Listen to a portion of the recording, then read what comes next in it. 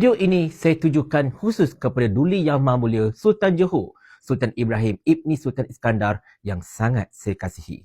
Semoga rakan-rakan sekalian dapat memanjangkan video ini agar dapat tiba ke bawah duli tuanku insya-Allah. Kita intro dulu.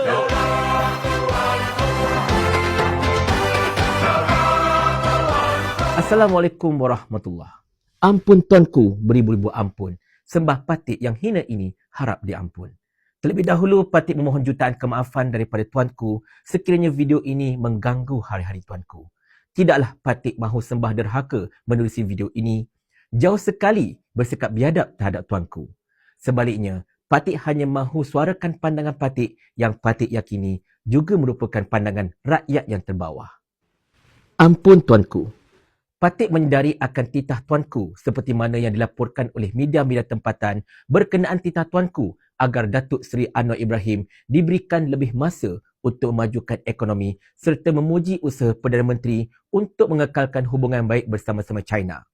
InsyaAllah, patik akan cuba mencerakinkan tuanku berkenaan dengan hal-hal ini. Ampun tuanku. Patik bersetuju secara asasnya akan titah tuanku agar Datuk Seri Anwar Ibrahim diberi lebih masa. Patik sendiri boleh akui betapa patik juga akan merasa kurang senang sekiranya ada usaha untuk menukar kerajaan secara tebuk atap dalam masa yang terdekat ini kerana ianya tidak bagus untuk kestabilan negara. Namun, dalam masa yang sama, seluruh rakyat sebenarnya tidak nampak usaha Perdana Menteri untuk memajukan ekonomi negara ini. Rakyat hanya nampak seorang Perdana Menteri yang sejak hari pertama beliau menjawat jawatan utama kerajaan ini, beliau hanya fokus untuk menuduh dan menyalahkan musuh-musuh politiknya dengan siri-siri tuduhan yang tidak terbukti hinggalah ke hari ini.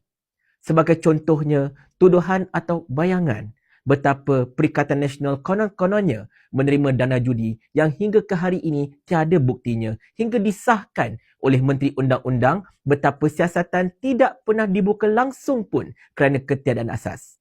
Atau tuduhan sakau bertali arus terhadap Tan Sri Muhyiddin Yassin yang akhirnya juga terbukti tiada asas bila mahkamah membuat keputusan membebas dan melepaskan mantan Perdana Menteri tersebut daripada tuduhan.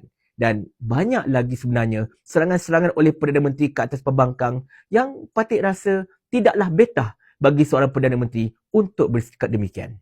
Ampun tuanku, bukan itu sahaja.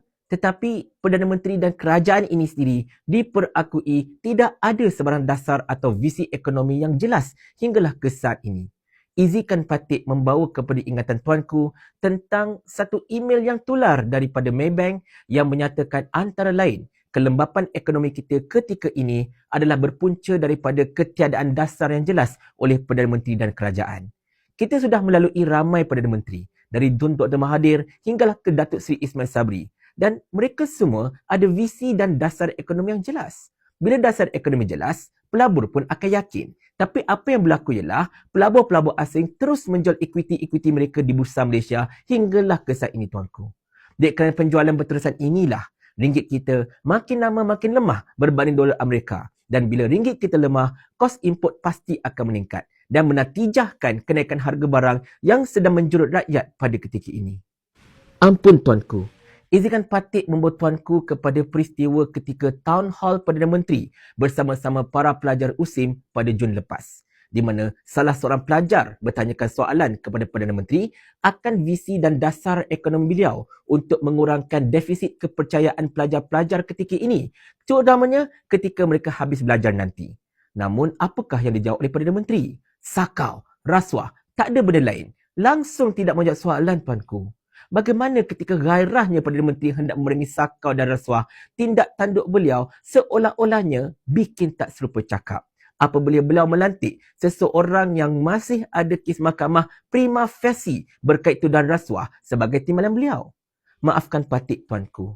Namun perkara ini sangat-sangat bercanggah dan rakyat jelata memang sedar akan hal ini. Ampun tuanku, patik juga bersetuju agar hubungan baik kita dengan China diteruskan. Bahkan inilah yang menjadi asas kepada semua Perdana Menteri kita yang terdahulu seperti Datuk Seri Najib Razak, Tan Sri Muhyiddin Yassin, bahkan Datuk Seri Ismail Sabri. Kesemua mereka memang menjaga hubungan baik dengan China, termasuklah membela panda dan juga menghantar wakil khas kerajaan ke China. Namun, patik berasa kurang senang bila Perdana Menteri seperti mana dilaporkan pada 3 April 2023 berkata Malaysia sedia berunding dengan China berhubung satu pertikaian yang melibatkan kawasan yang memang ada di dalam kawasan perairan kita. Ini sangat merisaukan tuanku. Takkanlah demi hendak menjaga hubungan baik dengan China, maka kita setuju runding sesuatu yang memang merupakan hak kita. Tidakkah ini seumpamanya menang sorak kampung Tergadai? Ampun tuanku, pada bulan Mac yang lepas, Patik ada mengeluarkan satu video sebegini yang Patik tujukan kepada Duli Yang Maha Mulia As-Sultan Abdullah dan tuanku sendiri. Ketika itu, pentadbiran kerajaan Perpaduan Madani ini baru sahaja mencecah usia 100 hari. Ketika itu, agak bertepatanlah jika ada mana-mana pihak mengatakan masih terlalu awal. Tetapi kini tuanku, sudah hampir setahun pentadbiran kerajaan ini. Negara kita bukan sahaja tidak maju ke depan, tetapi sedang terkebelakang. Bayangkan tuanku, daripada ekonomi terbaik di rantau Asia Tenggara pada tahun 2022 kepada antara ekonomi yang sangat merudum ketika ini. KDNK kita menguncup ke 2.9% berbanding 8.9% pada tahun lepas. Meskipun dakwaan setengah pihak inflasi telah menurun ketika ini, tapi rakyat tidak merasai pun barangan utama ini turun harga. Semua ini sedang berlaku dan akan terus berlaku sekiranya kerajaan ini terus diterajui oleh mereka yang tidak kompeten tuanku. Dan benda ini bukan Patik sahaja yang kata. Bahkan rakyat jelata juga menyatakan benda yang sama. Ampun tuanku, Patik memohon tuanku. Lihatlah gelombang rakyat yang sedang menolak kerajaan Perpaduan Madani pada ketika ini. Terutamanya ketika pilihan raya 6 negeri yang baru berlalu itu. Lihatlah betapa gelombang rakyat, terutamanya orang-orang Melayu, mula menyuarakan ketidaksenangan mereka terhadap kerajaan. InsyaAllah Patik yakin betapa tuanku selaku seorang sultan yang berjiwa rakyat, pasti tuanku menyedari semua ini. Titah tuanku tiada salahnya. Namun, raja dan rakyat berpisah tiada tuanku. Sebelum Patik mengundur diri, sekali lagi Patik memohon ampun dan maaf atas ketelanjuran dan kepulasan Patik dalam mendedikasikan video yang tak seumpamanya ini kepada kebawah duli tuanku.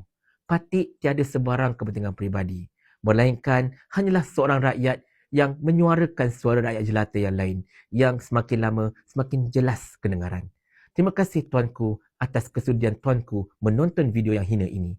Ampun tuanku beribu-ribu ampun. Sembah Patik harap diampun. Patik memohon mengundur diri.